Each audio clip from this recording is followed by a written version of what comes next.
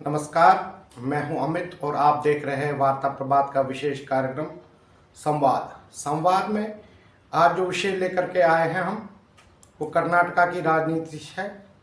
कर्नाटका की राजनीति से जुड़ा हुआ है, तो शुरू करते हैं। कर्नाटक की राजनीति में आखिर वो दिन आ ही गया जिसका इंतजार DK शिव कुमार वर्षों से कर रहे थे। बुधवार को उन्होंने कर्नाटक के 24वें मुख्यमंत्री के रूप में शपथ ले ली, लेकिन सवाल यही है कि क्या DK शिव कुमार वास्तव में सत्ता के सबसे बड़े केंद्र बन पाएंगे, या फिर मुख्यमंत्री की कुर्सी मिलने के बावजूद सरकार और संगठन के पूर्व मुख्यमंत्री सिद्धरामैया की पकड़ अब भी बरकरार है। और सबसे बड़ा सवाल जो है वो ये है कि क्या कर्नाटका में कांग्रेस सरकार के भीतर फिर दो सत्ता के केंद्र बनने जा रहे हैं या दो सत्ता के केंद्र उभर रहे हैं। तो आइए समझते हैं इस विश्लेषण में आपके साथ कि क्या क्या संभावनाएं हैं। DK शिव कुमार लंबे समय से मुख्यमंत्री की दौड़ में थे। 2023 विधानसभा चुनाव के बाद भी वो इस पद के प्रमुख दावेदार थे, लेकिन तब कांग्रेस हाईकमान ने सिद्धरामैया को मुख्यमंत्री और DK शिव कुमार को उप मुख्यमंत्री बनाया था। करीब 3 साल बाद अब सत्ता का हस्तांतरण हो रहा है और शिव कुमार मुख्यमंत्री बन गए हैं, लेकिन नई सरकार की पहली तस्वीर कुछ अलग कहानी बयां करती है। नए कैबिनेट में जातीय और क्षेत्रीय संतुलन साधने की कोशिश साफ दिखाई देती है, लेकिन राजनीतिक विश्लेषक जो है उनकी नज़र में इस बात पर है कि मंत्रिमंडल में सिद्धरामैया के कितने करीबी नेताओं को जगह मिलती है। यहाँ तक कि सिद्धरामैया के बेटे यतेंद्र सिद्धरामैया को महत्वपूर्ण भूमिका मिली है। यानी मुख्यमंत्री भले ही बदल गया, लेकिन सत्ता में उनका प्रभाव अब भी दिखाई दे रहा है। यानी कि सिद्धरामैया अभी भी कर्नाटक सरकार में एक अहम भूमिका में रहेंगे। शपथ ग्रहण समारोह के दौरान एक और नाम सबसे ज़्यादा चर्चा में है। उनका नाम है BK हरिप्रसाद। बहुत ही वरिष्ठ कांग्रेस के कर्नाटक के नेता हैं। समारोह में कांग्रेस नेताओं द्वारा उन्हें बधाई दी जा रही थी और कुछ ही घंटों बाद कांग्रेस पार्टी ने उन्हें KPPC का अध्यक्ष नियुक्त किया। यानी कांग्रेस ने उन्हें कर्नाटक प्रदेश कांग्रेस कमेटी का अध्यक्ष बनाया। राजनीतिक गलियारों में इसे साधारण नियुक्ति नहीं माना जा सकता। राजनीतिक विश्लेषकों का मानना है कि संगठन में ये बदलाव कांग्रेस के भीतर शक्ति संतुलन बनाने की कोशिश की जा रही है।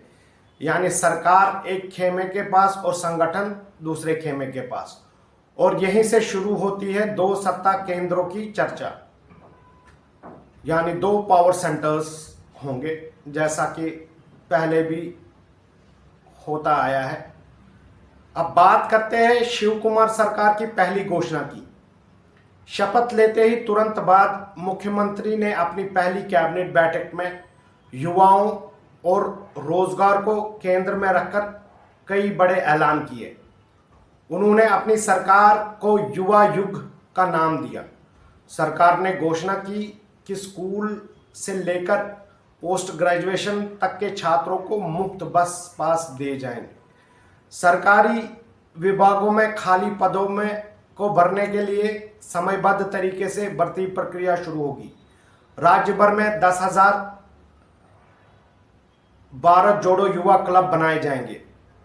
रोजगार बढ़ाने और बुनियादी ढांचे के विकास के लिए हजारों करोड़ रुपयों की योजनाएं शुरू की जाएंगी। स्पष्ट है कि शिव कुमार अपनी पहचान एक विकास युवा केंद्रित मुख्यमंत्री के रूप में स्थापित करना चाहते हैं। लेकिन राजनीति केवल घोषणाओं से नहीं चलती, उसके पीछे शक्ति संतुलन भी उतना ही महत्वपूर्ण होता है। और यहीं पर सबसे दिलचस्प घटनाक्रम सामने आता है। दलित नेता जी परमेश्वर को उप मुख्यमंत्री बनाया गया है। Deputy CM. ये फैसला केवल ऑर्गेनाइजेशनल यानी प्रशासनिक नहीं है, बल्कि राजनीतिक संदेश भी देता है। कांग्रेस नेतृत्व ने जाति के गत समीकरण को साधना चाहती है और साथ ही पार्टी के विभिन्न गुटों को संतुष्ट भी करना चाहती है। लेकिन क्या ये राजनीति भविष्य में स्थिरता ला पाएगी या फिर ये नए शक्ति केंद्रों को जन्म देगी? अगर कर्नाटका की राजनीति का इतिहास देखें तो कांग्रेस में सत्ता के दो केंद्रों बनाती रही है और ये कोई नई बात नहीं है। अगर हम 2013 से 2018 के बीच में जब सिद्धरामैया मुख्यमंत्री थे उस काल को देखें, तब संगठन पर अलग अलग नेताओं का प्रभाव था। बाद में सिद्धरामैया सरकार के दूसरे कार्यकाल में DK शिवकुमार उप मुख्यमंत्री बने और उन्होंने समानांतर सरकार भी चलाई। अक्सर फैसले और नियुक्तियों को लेकर दोनों खेमों के बीच में मतभेद की खबरें सामने आती रही है। अब जब भूमिकाएं बदल गई है तो सवाल उठ रहा है, क्या इतिहास खुद को फिर से दोहराने जा रहा है? शिव कुमार मुख्यमंत्री है, लेकिन संगठन में BK हरिप्रसाद की नियुक्ति, कैबिनेट में सिद्धरामैया समर्थकों की मौजूदगी और उप मुख्यमंत्री पद के जरिए जातीय संतुलन बनाने की कोशिश ये संकेत देता है कि कांग्रेस नेतृत्व किसी एक व्यक्ति के हाथ में पूरी शक्ति नहीं देना चाहता है। दिल्ली आला कमान का संदेश साफ दिखाई देता है, सत्ता साझा होगी, संतुलन बना रहेगा और कोई भी नेता पूरी तरह से हावी नहीं होगा। लेकिन राजनीति में सबसे बड़ी परीक्षा सत्ता संभालने के बाद शुरू होती है। अगर सरकार विकास, रोजगार और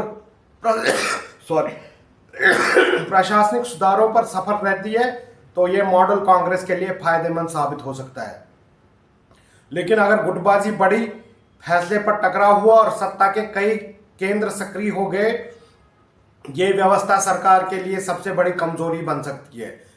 तो क्या कर्नाटक में कांग्रेस ने संतुलन की राजनीति का नया प्रयोग किया है, या फिर ये आने वाले समय में अंदरूनी संघर्ष की भूमिका तैयार कर रहा है?